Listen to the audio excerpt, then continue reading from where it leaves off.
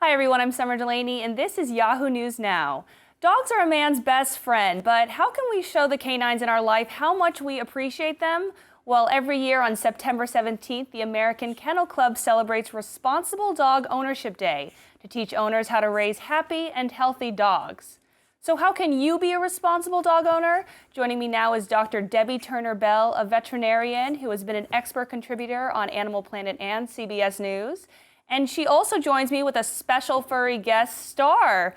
Welcome, you two. Hi, good to see you. Good to see you. And so you're going to take us through 5 of your tips about how to be a responsible dog owner. Yes. So first and foremost, you have to choose the right dog for your family and lifestyle. So let's start at the very beginning. And if you can, make the right decisions before you ever get the dog. You want to choose the dog that is right for your lifestyle, for your family, for your situation. And you want to choose a dog that is right for your reason for getting the dog. Do you want the dog for protection? Then there's particular breeds that are good for that. If you want the dog for companionship, some dogs sit in your lap and watch TV with you better than other dogs.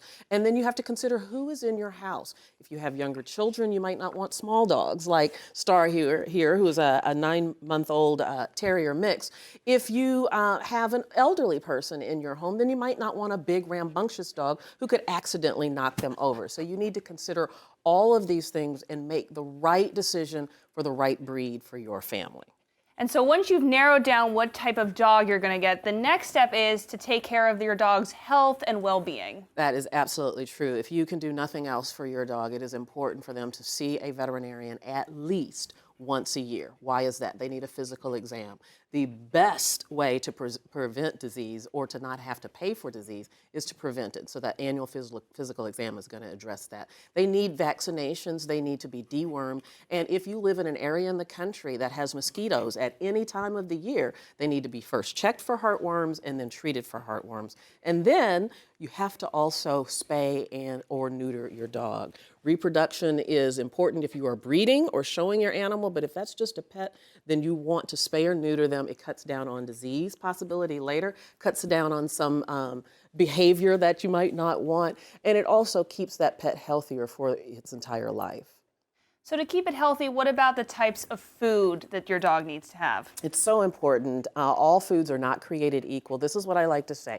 Look at the ingredients, and just the way you would choose a good quality food for your child, use those same principles.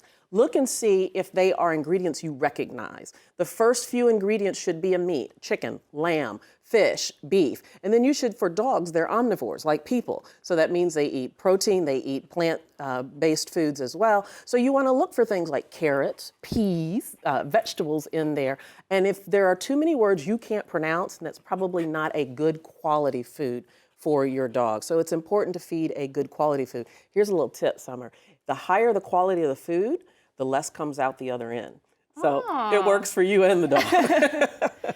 And so you also mentioned the importance of keeping your dog safe. Yes. So what does that mean? How does that come up, especially around the holiday season coming up? A number of things to think about. First of all, you want to make sure that your dog is always properly identified. So it's important for the dog to have a collar, and on that collar should be an ID tag that has your number or an ID number on it.